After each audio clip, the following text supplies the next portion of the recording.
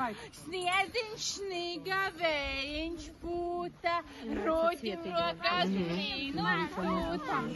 Vai tur bombonkas, vai kūkas, varbūt saldās pipars? Jā!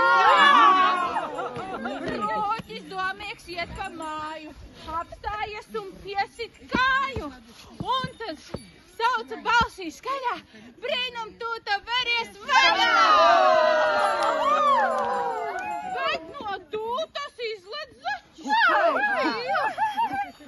lācens mazs, un vēl strīpains kaķis. Roķis saka, kas tad tas? Kur ir manas bombonkas? Netur čiku, netur grabu, svētkos notiek visus labu.